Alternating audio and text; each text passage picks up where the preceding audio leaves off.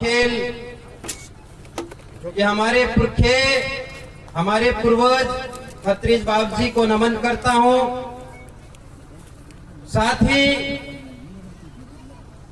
जिन पूर्वजों का, जिन पुरखों का हमारे शरीर में खून दौड़ रहा है, उन पुरखों को भी नमन करता हूं। और साथ ही आज आदिवासी जमीन बचाओ महापंचायत में आए हुए हमारे समाज के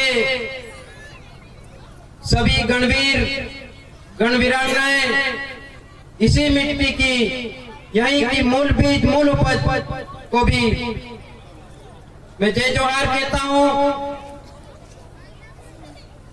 जिस तरह से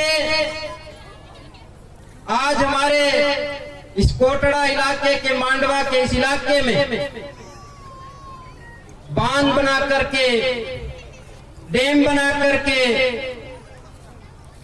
आदिवासियों की जमीन हड़पने का जो षड्यंत्र चल रहा है, उसको रोकने के लिए हमारे समाज के सभी लोग प्रयास कर रहे हैं, विरोध कर रहे हैं। तो इस मौके पर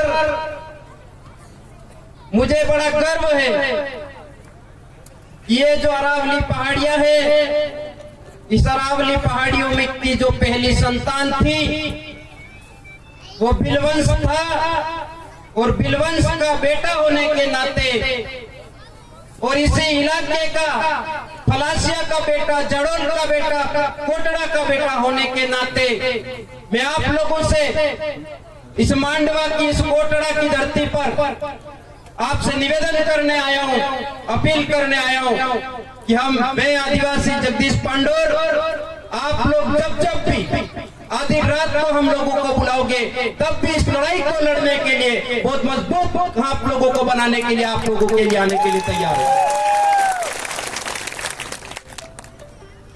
हम लोगों ने आपके इस इलाके में आके देखा तो मुझे बड़ा गर्व भी महसूस होता है कि इस इलाके के हमारे आदिवासी, हमारे पूर्वजों की, हमारे पुरखों की व्यवस्थाएं हैं, उन व्यवस्थाओं को आप जिंदा बनाए हुए हो। आप लोग एक ढोल की थाप पर जब भी संकट आता है तो इकट्ठा होकर के लड़ने के लिए, तीर धनुष लेकर के लड़ने के लिए खड़े होने वाली हमारी बिलवंश हो। तो आज का जो ये संकट है, आज की जो परिस्थितियां बन रही है, आज का जो माहौल पैदा हुआ है, इसको भी हम लोगों को समझना है। आज का जो माहौल पैदा हुआ है वो भी हमारे पुरखे, हमारे पूर्वजों के साथ में जो षड्यंत्र हुए थे हमारे लोगों को हराने के लिए, यहाँ पर मुगल हमारे पे आक्रमण कर रहे थे, हमारे को हराने के लिए रजवाड़े आक्रमण कर रहे थे, हमारे को हराने के लिए अंग्रेज हमारे पे आक्रमण कर रहे थे। उस समय भी हमारे लोग किसी के अधीन नहीं हुए, हमारे लोगों ने सबको खदेड़ने का काम किया। और वो जो उस समय के जो आंदोलन चल रहे थे, वो आंदोलन क्या था, उनको भी हम लोगों को समझने की जरूरत है। जिस तरह से हमारी जमीन लूटने के लिए, हमारी जमीन पर कब्जा करने के लिए उस समय भी दो ताकतें एक हो जाती है, दो ताकतों में दोस्तीकरण कर लेते हैं, संधिकरण कर लेते हैं, और 1818 में रजवाड़े और अंग्रेज मिलकर के हमारे लोगों को पालकियां उठवाने का काम करते हैं, भेंट करवाते हैं, वगारी करवाते हैं। ऐसे समय में हमारे ये पुरखे, हमारे पूर्वज, हमारे कौम के लोगों ने लगातार आंदोलन चालू किए, पूरे इलाके के अंदर आंदोलन चालू होते। आप देख सकते हो, आपके जस्ट पास में भुलावा लोरिया का 1922 का आंदोलन, आप देख सकते हो गुजरात का पाल डेडवा चितरिया का आंदोलन, आप देख सकते हो मानगढ़ का आंदोलन। तो वो यही आंदोलन थे, ये जमीन को बचाने के आंदोलन उस समय चल रहे थे। उसी तरीके का आज भी हमारे लोगों पर संकट आ रहा है। तो आज के समय में क्या हो रहा है आप लोगों को पता है? क्या हो रहा है आज के समय में?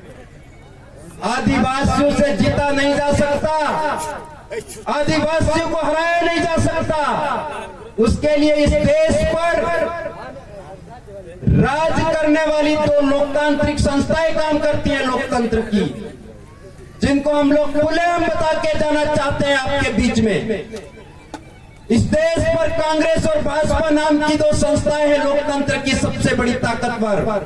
उन्होंने देखा आदिवासियों से जमीन लूटी नहीं जा सकती, तो उन्होंने आज 2020 के अंदर आदिवासियों की जमीन लूटने के लिए, आदिवासियों को खत्म करने के लिए उन्होंने भी दोस्तीकरण कर लिया है, संधिकरण कर लिया है और रात को एक खाट में सोने को मजबूर हो गए। ये आप लोगों ने देखा, डूंगरपुर से लगाकर फलासिया तक दोनों मिक्स हो गए हैं और इस तरीके से हमारे आदिवासियों को हराने का काम कर रहे हैं। तो हमारे पुरखों ने उस समय रजवाड़े और अंग्रेजों को खदेड़ने का काम किया। तो आप लोगों से हम लोग कहना चाहते हैं, आप लोग ये कांग्रेस और भाजपा की जो ताकतें हैं उनको आप लोग खदेड़ने के लिए तैयार हो या नहीं हो, ये बात हम लोग कहने के लिए आए हुए हैं। तैयार हो या नहीं हो? तो निश्चित तौर पर मैं ये समझता हूं कि जो लोग आज के समय में हमारे आदिवासियों को बचाने का काम कर रहे हैं, वो उनके अंदर ओरिजिनल खून, ओरिजिनल रक्त है, वही लोग हमारे साथ में काम कर रहे हैं।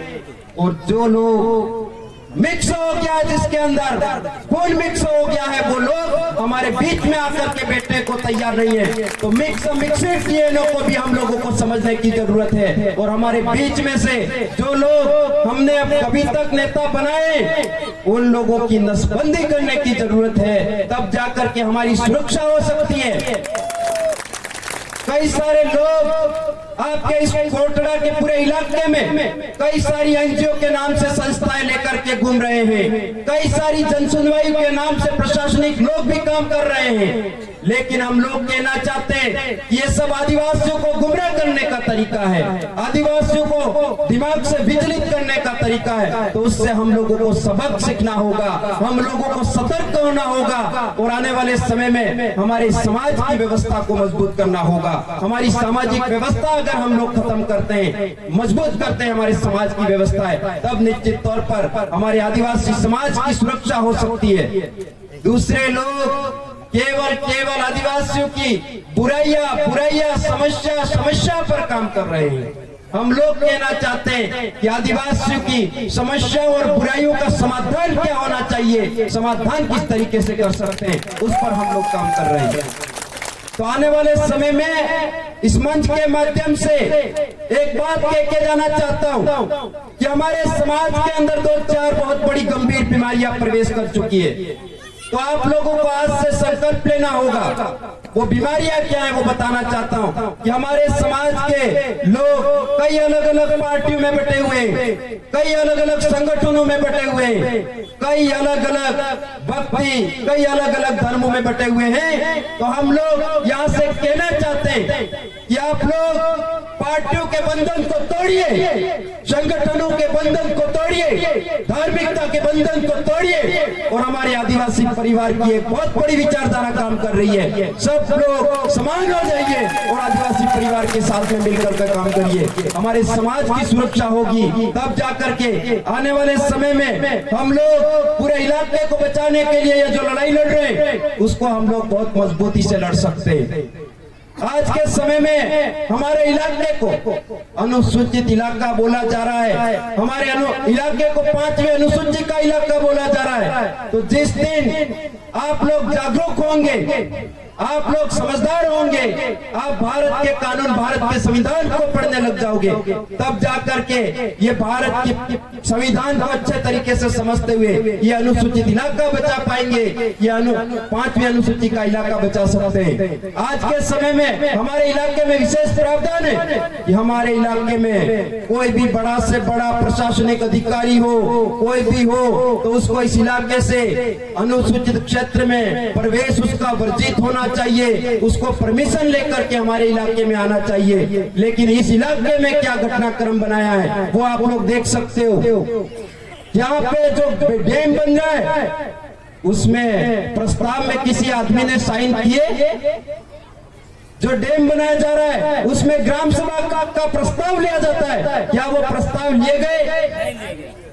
जब भारत के संविधान में लिखा हुआ है कि न लोकसभा न विधानसभा, सबसे होती ग्राम सभा में लिए गए निर्णय को, ग्राम सभा में लिए गए प्रस्ताव को कोई चैलेंज नहीं कर सकता है। इस तरीके से लिखा हुआ है, तो फिर यहाँ क्या हो रहा है? असंवैधानिक तरीके से काम किया जा रहा है कि नहीं किया जा रहा है? तो हम लोग कहना चाहते हैं, जितने लोग हम लोगों को सुन रहे हैं, जो लोग बोलते हैं कि असंवैधानिक बातें, तो उनको हम लोग बताना चाहते हैं कि बहुत अच्छे तरीके से ये बात सुनना होगा, समझना होगा कि जब भी कोई आदमी नेता बनता है, सरपंच बनता है, आपका पंचायत समिति सदस्य, जिला परिषद सदस्य, आपका प्रधान, एमएलए, सांसद बनता है, तो उससे सबसे पहले शपथ दिलवाई जाती है, सौगंध खिलवाए जाते हैं, उसको बुलवाया जाता है, मैं भारत के संविधान के प्रति सच्ची निष्ठा रखूंगा, विधि द्वारा स्थापित सभी कर्तव्य का निर्वहन करूंगा। इस तरीके का नेता लोग चुनने के बाद में संविधान की सौगंध खा रहा है, संविधान की शपथ ले रहा है,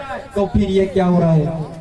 तो वो लोग भारत देश की विधि की, भारत देश के कानून का खुलेआम धड़ल्ले से उल्लंघन कर रहे। तो हम लोग कहना चाहते हैं, जिस दिन आदिवासी कौम संविधान को समझ गया, भारत के कानून, भारत के विधि को समझ गया, उस दिन ऐसे नालायकों पर देशद्रोह का मुकदमा ठोकने के लिए हम लोगों को मजबूत होना पड़ेगा। ये बात इस मौके पर कहना चाहता हूँ।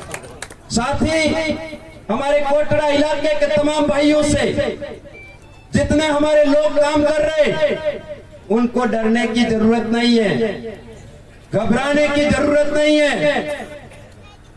आप जब मैं पहले एक अकेला आता था घूमने के लिए आप लोगों के बीच में, तो आप लोग सोचते होंगे ये अकेला है। मैं आदिवासी परिवार की भट्टी से तब करते हुए, सत्या करते हुए आगे बढ़ रहा हूँ और समाज को एक नया रास्ता दिखाने का काम कर रहा हूँ। तो इस मौके पर कहना चाहता हूँ कि केवल जगदीश एक आदमी नहीं है, पूरा बिल प्रदेश आप लोगों के साथ में है, पूरे देश का आदिवासी आपके साथ में है। आप लोग कतई कमजोर रही है, पूरे ताकत के साथ में एक नई अलग जगानी होगी। और इस मौके पर कहना चाहते हैं कि जिस तरीके से हमारे पूर्वज, हमारे पुरखे जमीन बचाने के लिए शहीद हो गए, बलिदान हो गए, ऐसा बलिदान, ऐसा शहीद हम लोग भी होने के लिए तैयार हैं। आप लोगों को किसी से घबराने की जरूरत नहीं है, डरने की जरूरत नहीं है। ये बात इस मौके पर कहना चाहता हूँ। और साथ साथ में इस मौके पर एक और बात कहना चाहता हूँ कि आने वाले समय में आप लोग कोटड़ा के जितने आप लोगों के सगा संबंधी है, जहाँ जहाँ पर रिश्तेदार हैं, सबको एक गुलाम की तरह एक संदेश भेजिए कि आप लोग हमारे आदिवासी परिवार की एक जज्ब पर आओ और समाज को मजबूत बनाने के लिए काम करेंगे।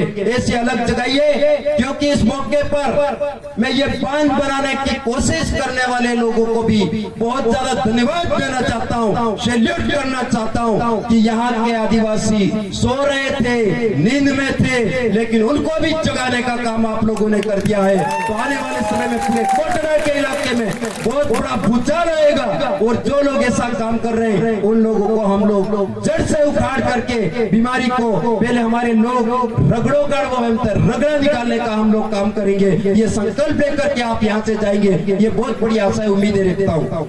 हमारे पास में कहने के लिए बहुत सारी बातें हैं, उन सारी बातों को अपन बार बार समय समय पर आप लोगों के बीच में हम लोग आते रहेंगे। आप भी हमारे से प्रशिक्षण के कार्यक्रम में आएंगे तो सीखेंगे, समझेंगे और आगे से जो भी रणनीति होती है उस रणनीति के तहत हम लोग मिलकर काम करेंगे। क्योंकि हमारे बीच में झारखंड की बेटी और प्रदेश की बहू, भारत के संविधान की ज्ञाता जानकार बबीता कश्यप जी हमारे बीच में, तो आपको बहुत अच्छी जानकारी आपको आज मिलने वाली है। हमारे प्रदेश ही नहीं, पूरे भारत के वैचारिक गुरु माननीय कांतिलाल जी रोज साहब हमारे बीच में, वो भी आपको बहुत सारी जानकारी उपलब्ध कराएंगे। तो आप लोगों को उनकी बातों को ध्यानपूर्वक तरीके से सुनना है, समझना है और प्रत्येक हमारे समाज के व्यक्ति तक पहुंचाने का आप लोग संकल्प लेंगे। ये बहुत बड़ी आशा उम्मीदें रखता हूँ। बहुत बहुत धन्यवाद। और साथ ही एक बार जोरदार तालियां हमारे यहाँ की टीम के लिए बजा दीजिए जिन्होंने ये कारवा खड़ा किया है। आपको बहुत बहुत धन्यवाद।